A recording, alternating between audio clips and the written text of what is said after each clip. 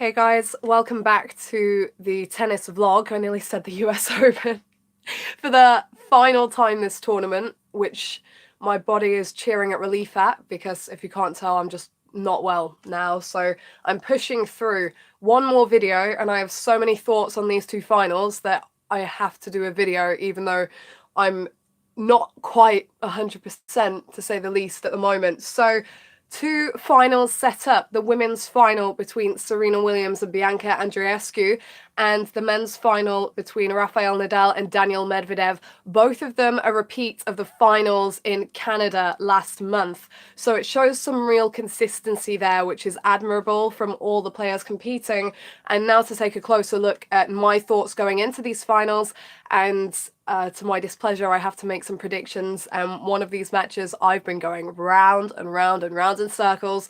And to be honest with you, it's still so 50-50 and potentially the toughest prediction like ever, because there are so many ways it could go in each direction. But I'll get to that as I actually do the preview. So let's start with the women's final, and then halfway through we'll move on and go on to the men's final. Like last time, I'll put a timestamp in the description where you can skip ahead to the men's final if you're coming at a later date and the women's final has already been played.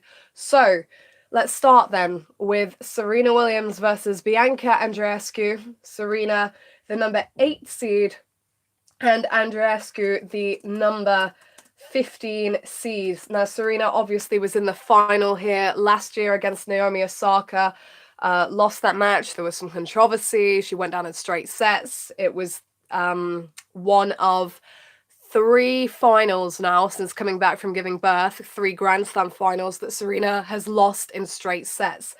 So everyone's expecting her to bounce back at some point. The question is, will it be this time? She's won at the US Open 6 times previously, but not for a little while. So a lot of pressure is going to be on Serena in this match, but she has pretty much stormed through the draw so far. So let's start off by looking at Serena, who's the highest of the 2 seeds here.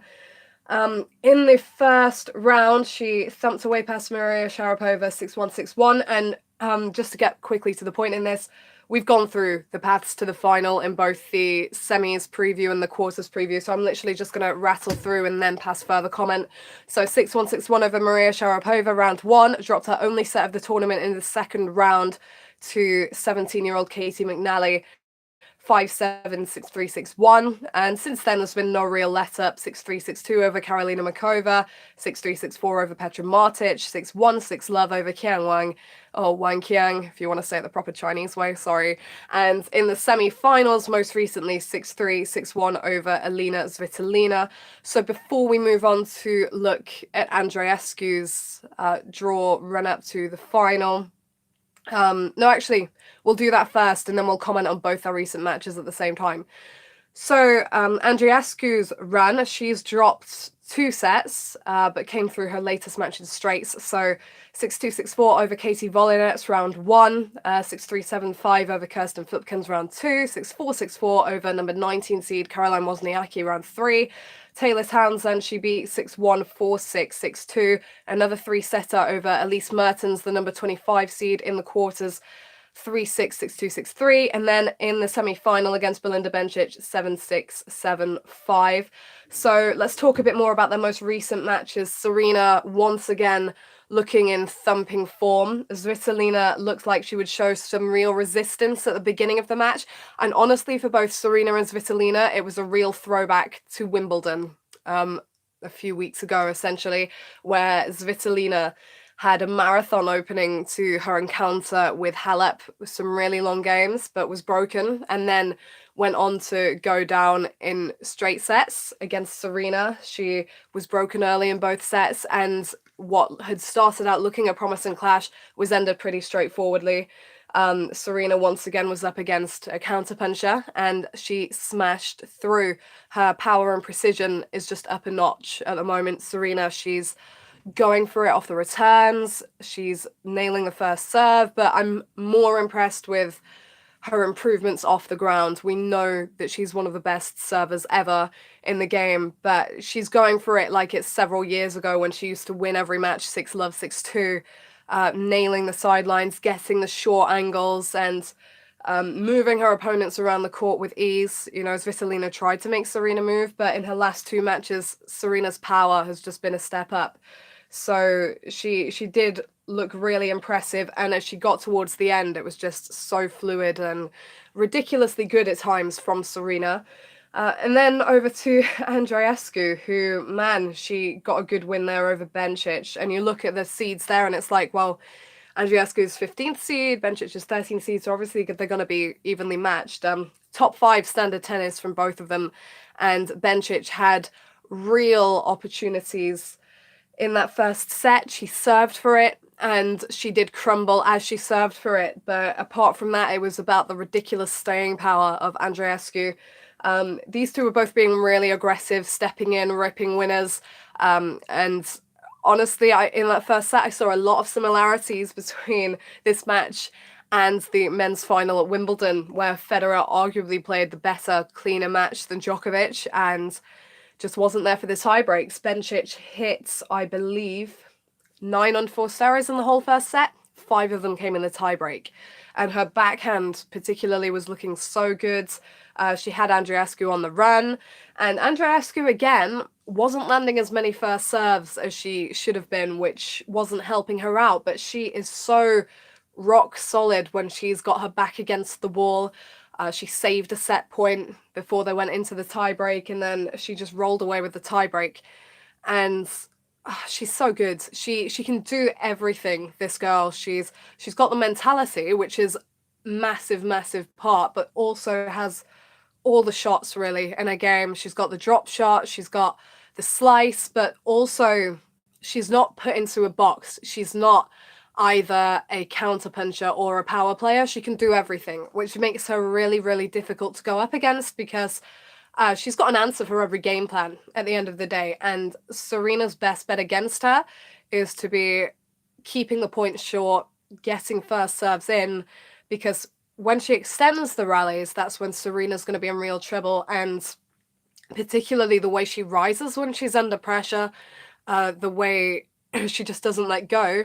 That's the sort of thing that troubled Serena when she played Halep in the Wimbledon final. Halep's resilience on the back foot and her ability to turn the point around as well. Halep at her best was similar to Andreescu now, I would say. I really rate this girl. She's a teenager. We haven't seen a teenage slam champ in over a decade, but I think there are strong chances here for Andreescu.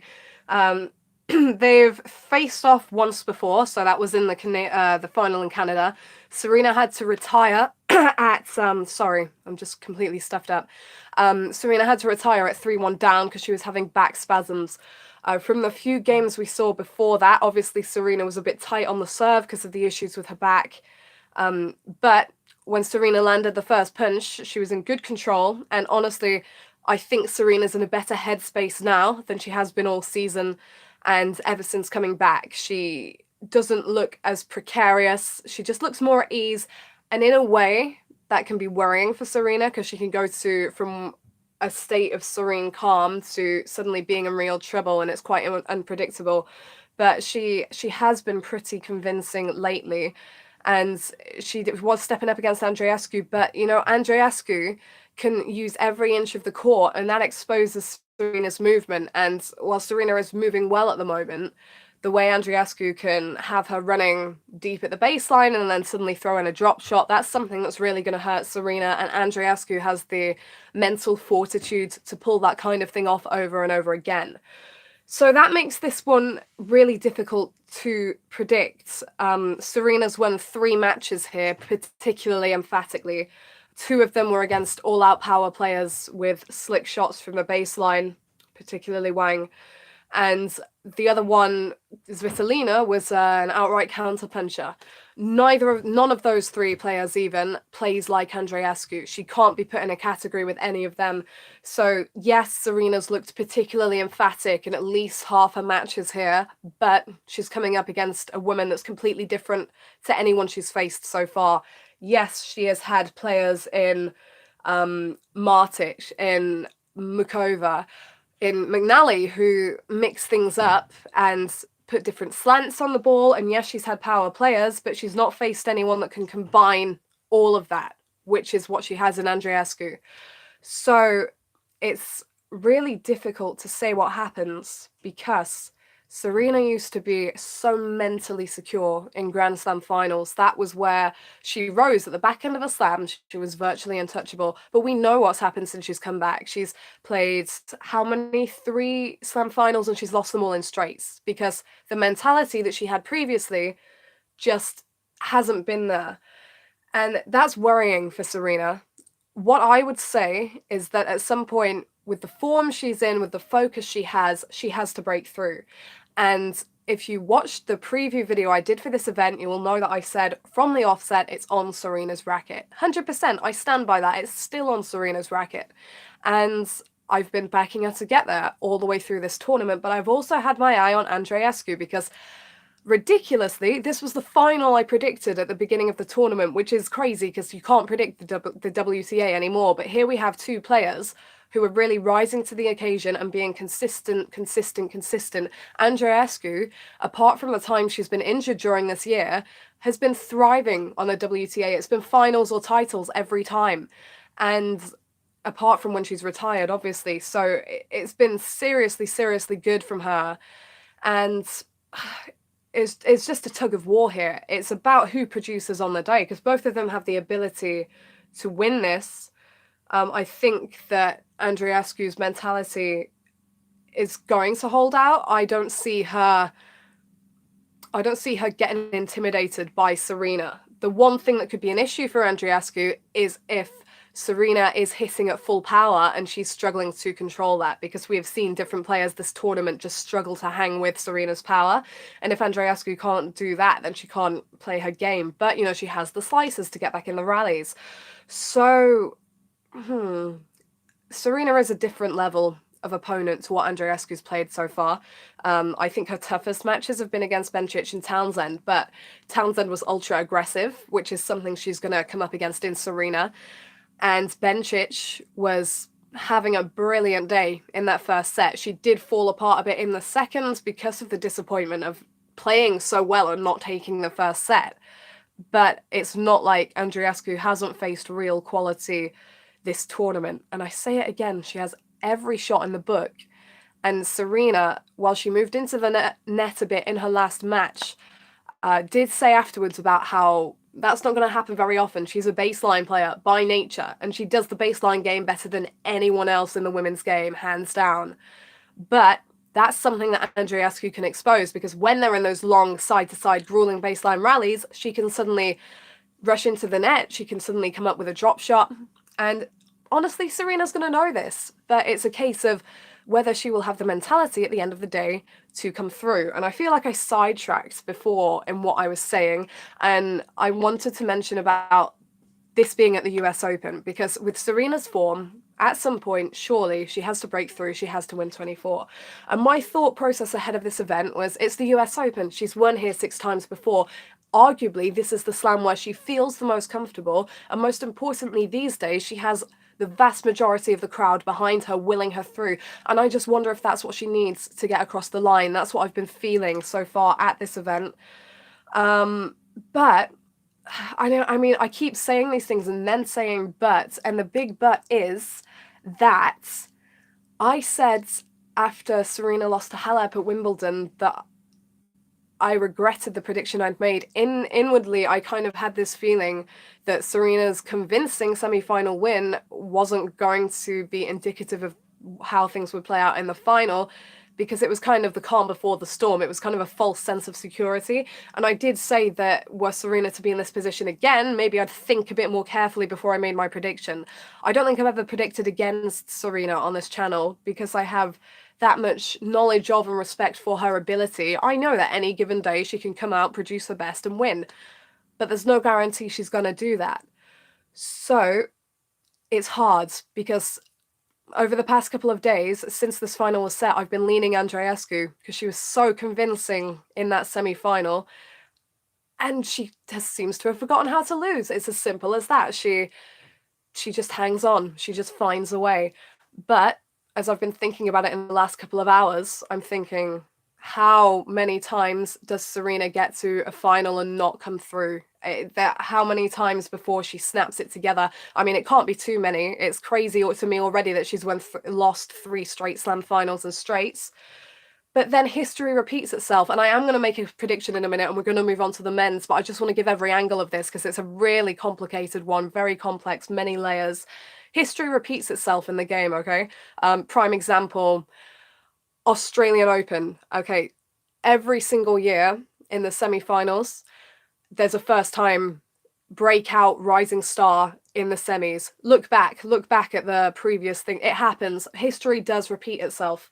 Something that's been on my mind is last year Naomi Osaka beat Serena in straights to win the US Open. She'd been in promising form ahead of the event, and she'd won Indian Wells as a non-seeder in convincing, mentally sound fashion.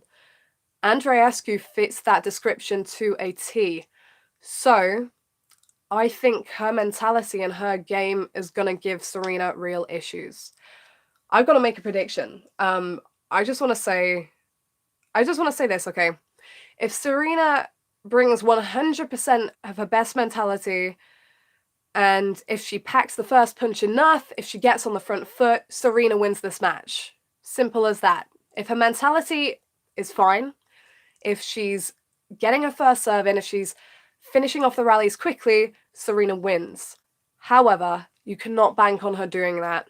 And as much as this is on Serena's racket, the player at the moment that can come closest to taking it off her racket with her abundance of shot choices and her resilience when down, it's Andreescu. It is Bianca Andreescu. So I'd rather Serena wins, and I'd taken a chance based on recent history and gone with Andreescu and based it on indications of the past and formed this tournament. I'd rather that happen than Serena loses. And once again, I've gone with Serena because I have too much respect for what she's achieved, too much belief in what she can do just off the cuff, and because I just haven't had the bravery really to bet against her. So I think in this situation, if Serena wins, I'm not surprised. At this point in time, I'm leaning towards Serena again, and I think that she might get it this time around. But Andreescu is 100% worth taking a chance on, so I'm going to do it. I'm going to say Bianca Andreescu to win her first Grand Slam title, and honestly, I can see her doing it in straight sets or 3 sets. That's the interesting thing, because even if Serena gets a set here, Andreescu is just so good over 3 sets, so could go either way. Because I'm unsure and I keep doing this, I guess maybe Andreescu and no, I can't call sets. I'm just saying Andreescu 2 or 3, and you know, it's so 50-50. Should be a good match, and it comes down at the end of the day to Serena's mentality. That, I think that's what it comes down to. So after spending almost 20 minutes on that, sheesh, moving on to Rafael Nadal versus Daniil Medvedev. Also a rematch of the clash in Canada. One more thing before I move on. Andreescu, second serve. She was throwing in a lot of them against Bencic, and Serena is the kind of player that can penalise that a bit more, which is another reason why I was leaning towards Serena. But honestly, I've just got to give Andreescu a shot this time, and Serena will probably win, so I'll take some credit for that. Jinxing it into happening. Right. Medvedev, let's start with the number 5 seed, Daniil Medvedev. He dropped a set in 4 of his 6 matches, but let's start with the first round, 6-4, 6-1, 6-2, then 4 sets over Hugo Dellien, 6-3, 7-5, 5-7, 6-3. Feliciano Lopez went down to him 6-7, 4-6, 6-7, 7-6 even, 6-4. Then 3-6, 6-3, 6-2, 7-6 in the 4th round. Stan Wawrinka in the quarterfinals. Everyone was looking forward to that matchup. 7-6, 6-3, 3-6, 6-1. And then in the semis, Grigor Dimitrov bit the dust in straight sets. 7-6, 6-4, 6-3. I just remembered that I actually got all the semi-final winners right, which is an achievement. I was a little shaky when I picked Medvedev over Dimitrov, but I just knew that Dimitrov is streaky, that he had to back up that big win over Federer, and I didn't see him doing it. So we'll talk a bit more about that match soon after we've gone through Nadal's road to the final. So Nadal's played one match fewer because he got a walkover round 2 over Thanasi Kokkinakis. So first round 6-3, 6-2, 6-2 over gritty John Millman. Then jumped to the third round, another straight sets win, 6-3, 6-4, 6-2 over Hyun Chung. 6-3, 3-6, 6-1, 6-2 over the number 22 seed, former champion Marin Cilic in the fourth round. Quarterfinals 6-4, 7-5, 6-2 over number 20 seed Diego Schwartzman, a match that was closer than it looked. And another match that was closer than it looked is his most recent win over Matteo Berrettini, 7-6, 6-4, 6-1. Man, what a match that was, and the level from Nadal, so good. Let's go into it deeper. Medvedev's win over Dimitrov. So in this match, Dimitrov was the aggressor. He was the player dictating. Early on, I thought Medvedev was way too conservative. He was stood so far behind the baseline to return serve, and therefore Dimitrov was cracking down, Medvedev was brushing up, and Medvedev can have counterpunching tendencies in the rallies, so maybe that's something to expect. But he actually made a breakthrough in that set when he started trying to be more aggressive, when he actually stepped inside the baseline to return second serves, because he was stood miles back to take the second serve return. Not sure what the thought process was there, but in the end he got through. Dimitrov brought a really high standard to much of that first set. He was ripping the off forehand, he was closing into the net, and the few times that Medvedev tried to come to the net, Dimitrov was keeping his shots low and kind of catching him below the height of the net, so we got a high volley to put away. And it was pretty smart from Dimitrov. He had set point in that set before the tiebreak, but Medvedev really brought the big wide serve and the down the line shot when it mattered. And that was the running theme for Medvedev in this match. He wasn't really tremendously flashy, but he rose when it mattered. Similar to Andreescu, he came for the big moments, and Dimitrov didn't. It's difficult to remember because there's been so much tennis recently, but that tiebreak, I feel like Dimitrov made some bad unforced errors when he had an opportunity, and I think that was a bit spirit crushing for Dimitrov because it was a Houdini act from Medvedev, because he was getting outplayed for a lot of the set and he squeaked through. Similar in the second set. The second set was still pretty close, but Dimitrov not so consistent off the ground. He was missing a bit more, and Medvedev was kind of working his way through. He was having more success at the net, and he was changing things up. He wasn't just sticking to the same old. And in the end, Medvedev, too strong and too steady for Dimitrov. The word that comes to mind when I think about Medvedev's ground stroke game is steady. He doesn't have many flashy elements of the ground stroke game. The off backhand is his best weapon. It can take players by surprise and really find the mark impressively. But all in all, I mean, Dimitrov said after the match, it probably sounded a bit condescending, but he said he puts the ball back in the court and he fights incredibly, and that's about it. So he's gonna try and bring to the match with Nadal. Just got a notification telling me I'm live. Of course I'm live. I've been live this whole time unless it froze. Anyway, I'm going to carry on hoping nothing happens. But yeah, so Medvedev, impressive in terms of his grit and in terms of his improving as the match went on, but there are elements that I think Nadal would be quicker to penalise, such as his positioning on the return, and I think that the game style Medvedev was producing against Dimitrov, he'll find harder against Nadal with Nadal's greater amount of topspin. So Nadal against Berrettini, he was in trouble. And if he'd lost that first set, it would have been really intriguing to see which direction the match went in, because Berrettini came out playing exactly how he should have played, with the mentality he should have had. He had so much energy. He almost had too much energy, because at times it carried him away. He wildly overhit some ground strokes, but not when it mattered for the most part. He was so good that I think people just expected him to conk out at some point because he had so much firepower. The serve was ridiculous, particularly the wide serve. Nadal just couldn't touch it sometimes. And his forehand, Berrettini, is his biggest weapon. He cracks down. Most importantly for him is that he was consistently cracking down on Nadal's forehand, which is his signature shot, and which has so much topspin that usually it's forcing players back and it's giving him the lead in the rallies, allowing him onto the front foot. Berrettini had that covered, so he was really good, the Italian, and I think he was very smart in terms of the style of tennis he was producing. He kept going to the wide serve, the 1-2 punch with the wide serve and the drop volley. At one point, Nadal wasn't even running for them anymore because as fast as he is around the court, he knew he wasn't getting up to it.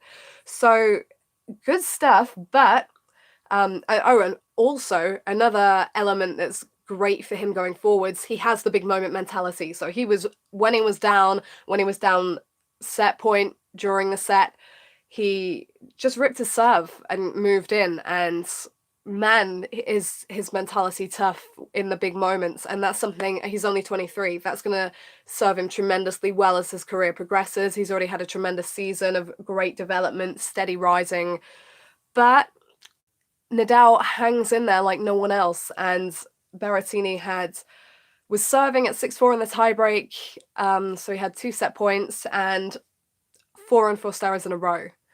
So in each of those situations as well, he kind of had Nadal either on a level with him or on the ropes, and there were some big misses. And I think after Nadal got that set, as well as Berrettini had played, you kind of thought it was going to be over in straights for Nadal, because on serve, he was a beast. Literally, he was so good on serve. And I think that's really what made sure this was a straight sets match, because on serve, on Berrettini's own serve, he was keeping the points short, he was getting in there quickly, but Nadal just kind of kept hanging on himself chances, and then in the other sets kept sustaining his lead. So 7-6, 6-4, 6-1 for Nadal. As the match went on, he started to find more potency in his forehand. He was using shorter angles. He was ripping the off forehand and dictating with confidence, moving in, and generally just able to play the aggressive game that he's grown so used to this year. So even though Berrettini, shockingly, as well as he played, didn't break serve during that match, I think it's terrific for Nadal in straights and to roll through that final set in the end. And it makes it very, very hard to against Nadal in the final. This is going to be a shorter preview than the women's one. I think you've already worked that out. But I'm not writing Medvedev off. No one should be writing Medvedev off, because it's finals and titles for him for the last few weeks. He's been rock solid when he's needed to be. But it was Nadal that won that meeting in Canada, that only previous meeting. It was emphatic, 6-3, 6-love. So I'm not even going to mention the tiredness thing, even though Nadal is a player that can wear you down. I think Medvedev's proven that he has the energy to keep going. I mean, he's just won 6 straight best of 5 matches. Yeah, they didn't all go to 5 sets. None of them did, actually, but it was still best of 5. If he won in straights, he had to win 3 sets. And he's taken it in his stride. I say full credit to him. I think he's really made a statement these past few weeks. It's been easy to overlook Medvedev when you've got the likes of Zverev, Shapovalov, Coric on the rise, but he's not getting overlooked anymore. He's up there solidly, and it's been a great American hardcourt swing for him. But given their paths to the final, given Nadal's aggression and confidence during that Berrettini for the men's final, is Rafael Nadal to win. I think I'm going to say in straight sets, and Medvedev, obviously, if he's as steady as he was during the Dimitrov match, and if he nails the first serve, which can expose Nadal's positioning, as Berrettini's did, he's going to have chances. But I think that Nadal's too confident at the moment, and he's had an more open draw than Federer and Djokovic, who are both out from the beginning, and he's just taken it in his stride. He's been very focused. He treats every match as a challenge, doesn't underestimate anyone. That served him well. So Nadal in straight sets.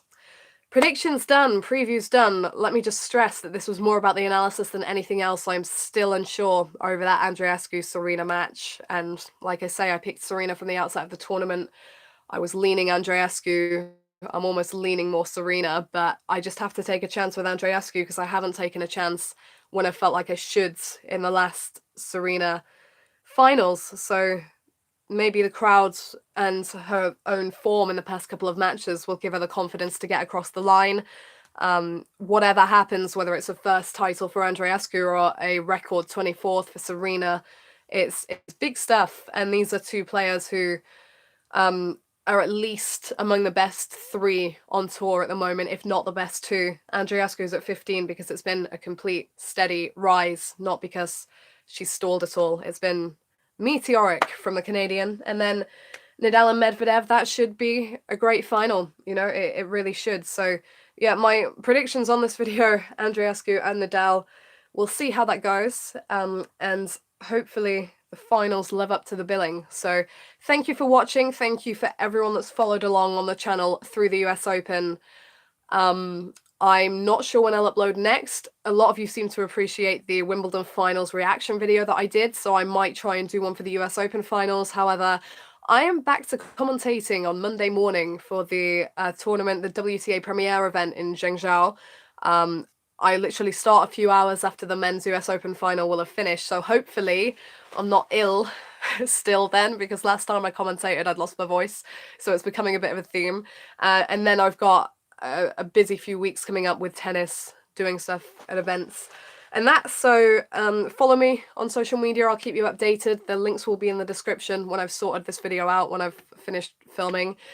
And yeah, I will let you know what occurs. Thank you for watching. Enjoy the finals. Don't be too harsh on me if any of the predictions are wrong. I tell you, some of these are tough, and it's gonna take some of the matches starting, particularly the women's final. When that one starts, I think we'll have a better indication of where it's headed, but should be good. Thank you for watching, as always, and I will see you next time, whenever that may be.